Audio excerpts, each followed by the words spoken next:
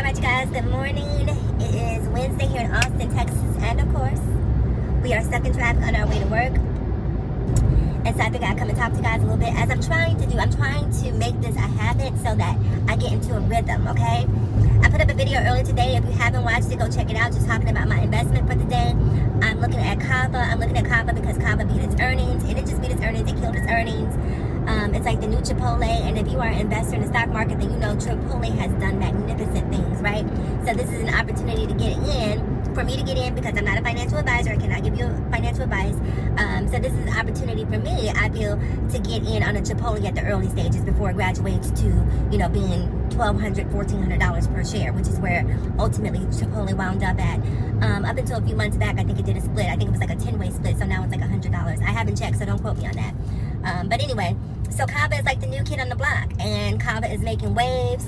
I believe it or not, I've never eaten Kava. It's something I wanted to try. It's definitely on my list of things to try, but I've seen lots of videos here on TikTok of people who go to Kava, and it looks like it could potentially be my jam, even though people are, you know, sort of saying it's not as good as it looks. But I'm going to give it a shot. So comment below. That's the first task of the day. If you've had Kava, comment below. I want to know your thoughts on Kava, because I'm just like not one of those people who goes out of my way to try something, right? It has to be a convenience thing. Like, the planets have to align. They have to be in the right place at the right time with the right craving in order for me to have that experience, because I'm not going to go and actively seek it out. I eat based on convenience, what is in my general vicinity, what is in my refrigerator, what restaurants are around me. And part of the reason why I'm that way is because if you see this traffic here in Austin, it will deter you from going, you know, more than a 3-mile radius from your home. So I like to stay as close as I possibly can. And again, unless I happen to be in a location that has a Kava, I don't know when that time will come.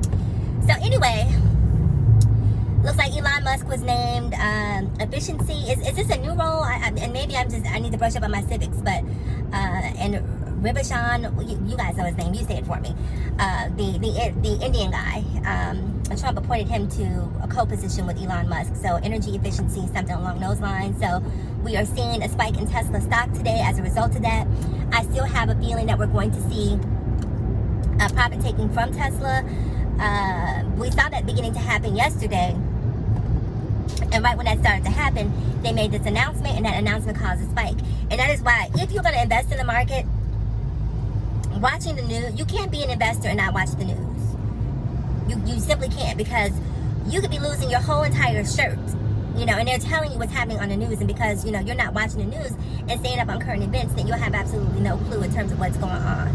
So I saw a spike in Tesla in the pre-market, and I was tempted to jump back into it, but I was like, I'm not quite sure if this is going to sustain, so I sort of backed off of it for now. I'm just going to wait and watch. That's just going to be my position right now, because the one thing that I've learned about stocks is if you find yourself seeing a stock, and this is when you graduate into options trading, right? When you're no longer just trading shares, when you start trading options and contracts, when you start trading futures, then you'll start to learn that there are ways to make money as the market is going up and as the market is coming down. So typically when I see a stock like Tesla that is ascending, and I feel like, okay, I missed the boat, my inclination, and this is something I've had to train myself to understand, my inclination was to let me hurry up and jump on, because I don't want to miss that boat. And then as soon as I jump on and buy a ticket for the boat, it turns into the Titanic, right? So now I'm holding on to a piece of plywood in the middle of the ocean, you know, trying to fight for my financial life. So I've learned that sometimes you just have to let it go. Like, you can't make every single dollar. So when I see a stock like Tesla going up, and if I didn't catch it at its low or midpoint, if I check and see that it's nearing all-time highs or nearing recent highs, that is definitely a sign for me to back off, right? Because I know I can go and I can buy a put.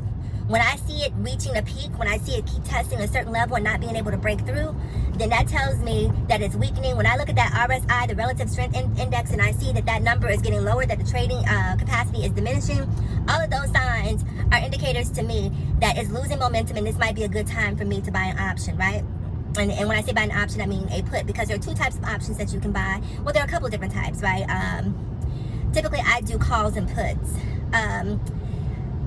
And there are other variations. There's one that's sort of a combination of a call and put, where you sort of hedging your bets on both ends. I don't typically use those. They're just a little bit more complex than I prefer. I like something that is very direct and very succinct, and for me that is a call and a put. But A call is when you believe that a stock is going up, right? And you're going to buy a contract. Instead of buying an individual share, you buy a contract for 100, right? And do not panic because you are not obligated to exercise that contract, but you can if you choose to. But if the stock that you buy a call on continues in an upward trajectory, you're cashing in all the way up. And the same is true as in reverse if you buy a put. If you buy a put on a stock and the stock is, beginning to lose value, you're making money all the way down. All the way down. Now, there is a caveat, okay? And this is one of those things that I had to learn. When you buy options, there's something called a delta, right? And the delta is your multiplier. And this delta has it does what's called decaying, right? Its value is going to erode every single day if it's moving in the opposite direction, right? If it's moving in the correct direction, it can increase. But if your stock, for instance, if you bought a call, right, and the stock is going down because you assumed it was going to go up, the delta is being eaten alive every single day that you own that. And unlike with stocks, you don't have anything at the end of that contract if the value is gone. The money is gone, okay? So it's just one of those things that you really, really have to be cautious about when you're thinking about investing in options. But maybe I should just do a whole video on options just to give you guys a little bit more insight. Comment below if you want to see that, because I don't want to bore you guys to death with all of this financial talk, because I find myself becoming one of those people. I was at work yesterday, you guys. I was talking to my coworker, and I'm watching the market because, I want to see what Tesla does. I started to see it plummet. I'm like, look, it's going down. I told you it was going down. And then I'm like, if this happens, and so I'm just sort of, walking him through how the market works.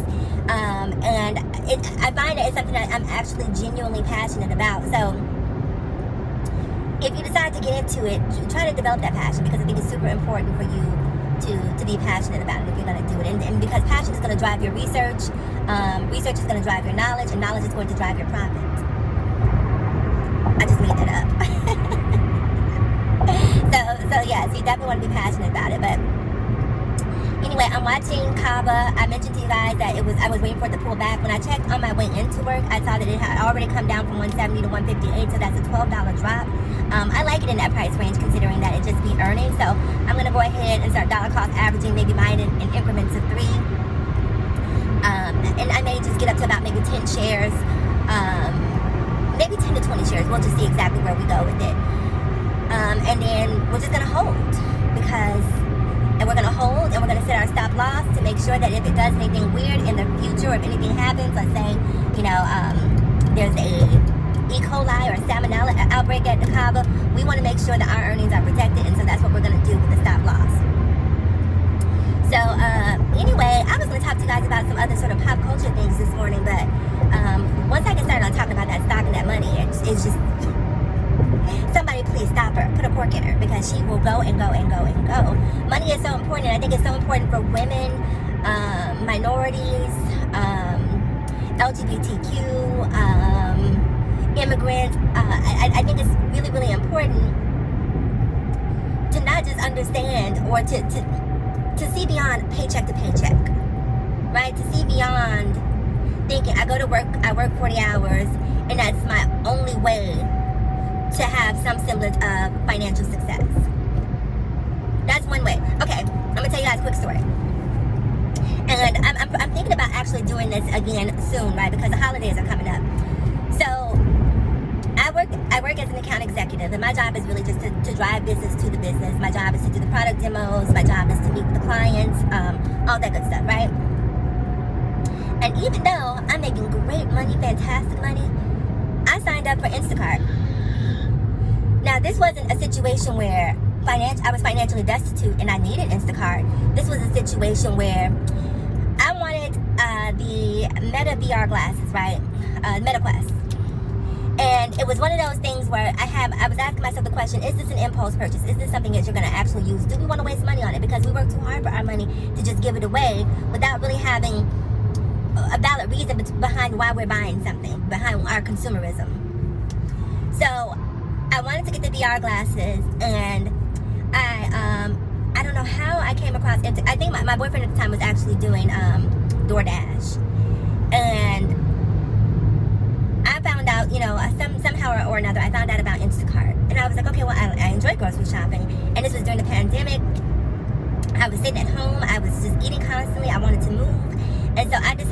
do Instacart while I had a job. And I did Instacart to pay for the VR glasses for the MetaQuest 2. I think it was like $500 because I got some with some additional storage or whatever. So they were like $500. And I was like, okay, well, I'll do, I'll put it on a credit card and then I'll just use Instacart and pay it off, incrementally. Man, I was thinking it was going to take me about a month of doing Instacart to pay those VR glasses off. I had those VR glasses paid off in a week and a half of only doing Instacart on the weekends.